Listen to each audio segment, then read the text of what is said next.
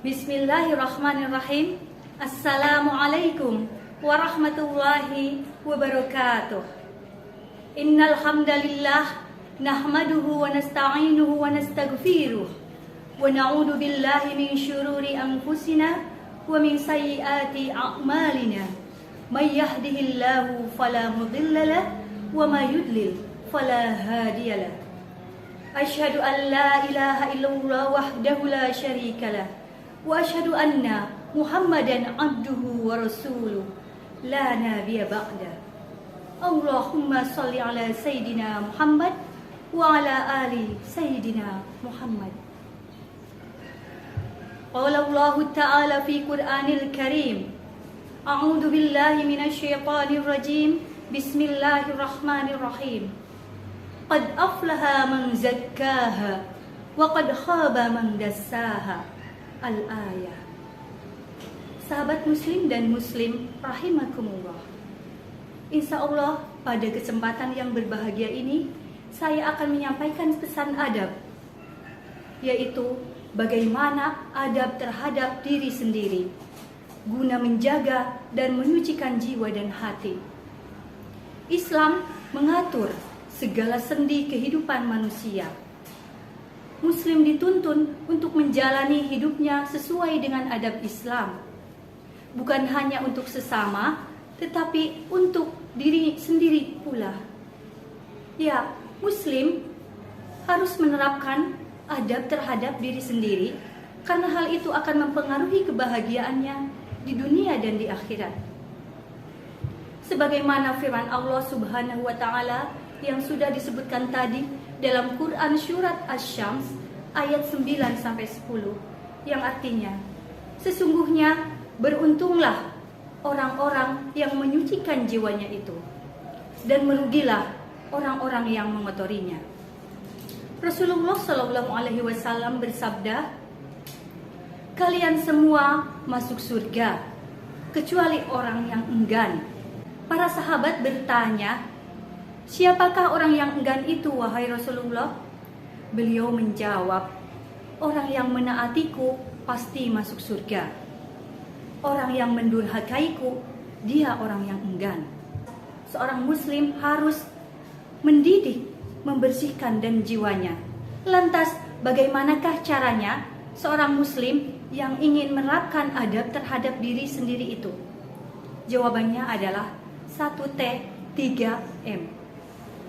Yang pertama adalah taubat. Taubat berarti mengosongkan diri dari segala macam dosa dan maksiat, menyesali dan bertekad untuk tidak mengulanginya kembali. Firman Allah Subhanahu wa Ta'ala dalam Al-Quran, dan bertaubatlah kalian kepada Allah, wahai orang-orang yang beriman, niscaya kalian beruntung. Allah Subhanahu wa Ta'ala membukakan tangannya pada malam hari agar pelaku dosa pada siang hari bertaubat, dan Allah Subhanahu wa Ta'ala mengulurkan tangannya pada siang hari agar pelaku dosa pada malam hari bertaubat hingga fajar terbit di sebelah barat. Berikutnya yang kedua adalah al-muraqabah. Sebagai seorang muslim, hendaknya kita selalu merasa bahwa kita semua berada di bawah pengawasan Allah Subhanahu wa Ta'ala. Meyakini bahwa Allah melihat semua aktivitas kita, perbuatan kita, mengetahui rahasia-rahasia yang tersembunyi di dalam diri kita. Hendaklah kita segalanya menyerahkan diri kepada Allah. Sebagaimana sabda Nabi, anta'budallaha ka'annaka tarahu, fa illam takun tarahu fa innahu yaraka. Beribadahlah kepada Allah seakan-akan engkau melihat Allah. Jika engkau tidak melihat Allah, sesungguhnya Allah melihat engkau. Setidaknya untuk taubat dan al-muraqabah ini, kita beristighfar setiap hari, setiap saat, kapanpun dan dimanapun itu saat kita ingat. Dan yang ketiga adalah al-muhasabah.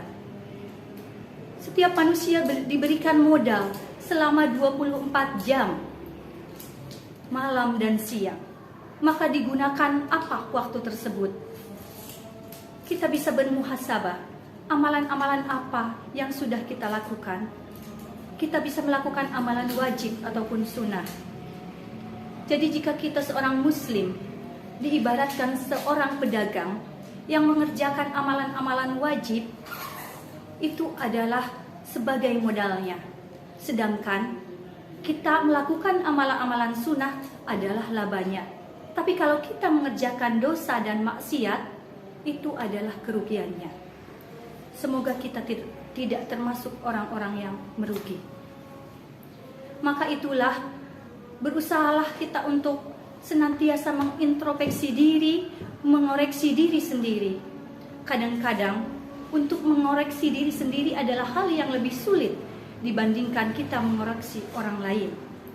Umar bin Khattab radhiyallahu anhu berkata, "Hasibu anfusakum qabla an tuhasabu." Hisablah diri kalian sebelum kalian dihisab. Dan yang terakhir, yang keempat adalah al-mujahadah. Kita tahu bahwa musuh terbesar kita adalah hawa nafsu kita sendiri. Hawa nafsu selalu cenderung untuk mengajak kita kepada keburukan. Profesor Quraisy Shihab berkata bahwa nafsu itu berada di dalam diri kita, sedangkan setan itu adalah ada di luar diri kita. Yang paling berbahaya adalah bahwa setan berkolaborasi dengan nafsu. Maka waspadalah jika jiwa kita, hati kita terdeteksi untuk terbersit di niat kita mengerjakan sesuatu yang buruk, maka perintahkanlah jiwa kita atau kembalikanlah hati kita untuk senantiasa mengingat Allah, dan bisa dipastikan jiwa kita harus melawan nafsu tersebut. Maka sungguh berbahagialah orang-orang yang bisa berjihad melawan hawa nafsunya sendiri. Mereka adalah orang-orang yang beruntung dan dirahmati Allah Subhanahu wa ta'ala. Demikianlah 4 adab terhadap diri sendiri. Dan sebagai penutup, saya akan mengungkapkan kalimat dari Al-Luqmanun Al-Hakim kepada anaknya, bahwa ada 2 yang harus kita ingat dan ada 2 pula yang harus kita lupakan. Ingatlah kepada Allah Subhanahu wa ta'ala dan ingatlah kepada kematian. Dan lupakanlah kebaikan yang sudah kita berikan kepada orang lain, dan lupakanlah keburukan yang sudah orang lain timpakan kepada kita. Astaghfirullahaladzim min qawlin bila amalin wa nasabtu bihi naslan lidhi uqmin. Billahi taufiq wal hidayah. Wassalamualaikum warahmatullahi wabarakatuh.